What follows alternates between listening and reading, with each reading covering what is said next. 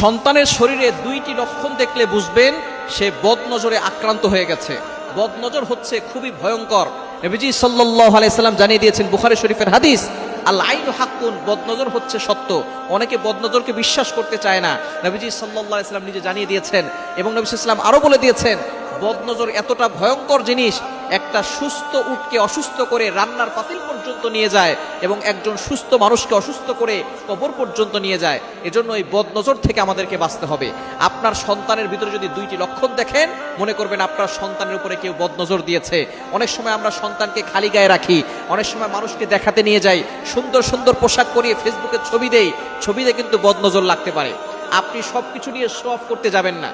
যাদেরকে বেশি ভালোবাসেন তাদেরকে শো অফ করতে যাবেন না। হাজব্যান্ডের ছবি আপনি ফেসবুকে দিচ্ছেন, স্ত্রীর ছবি ফেসবুকে দিচ্ছেন, সন্তানের ছবি ফেসবুকে দিচ্ছেন, কন্যা সন্তানের ছবি ফেসবুকে দিচ্ছেন। মানুষের বদনজর লেগে গিয়ে আপনার ছেলেটা অসুস্থ হয়ে যাবে, আপনার মেয়েটা অসুস্থ হয়ে যাবে, আপনার ফ্যামিলি বরবাদ হয়ে যাবে।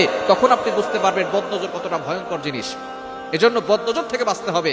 যদি আপনার সন্তানের শরীরে দুইটি লক্ষণ দেখেন, বুঝবেন তার শরীরে বদনজর লেগে আছে।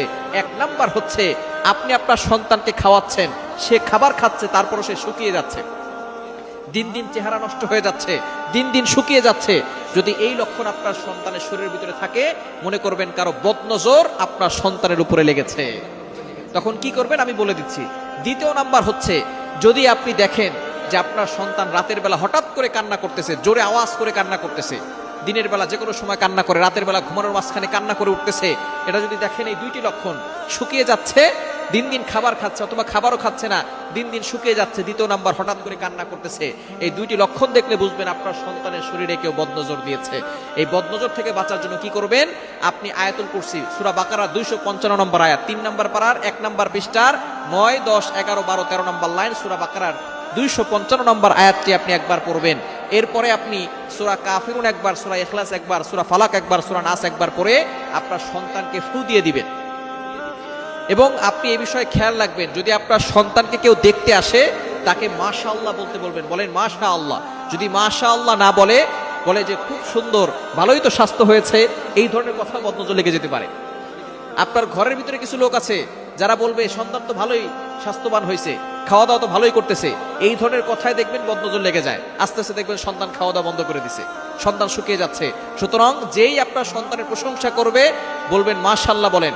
যদি কেউ মাশাআল্লাহ না বলে, তাহলে আপনি লা হাওলা ওয়ালা কুওয়াতা ইল্লা বিল্লাহিল আলিয়্যিল আযীম পরে তাকে ফু দিয়ে দিবেন।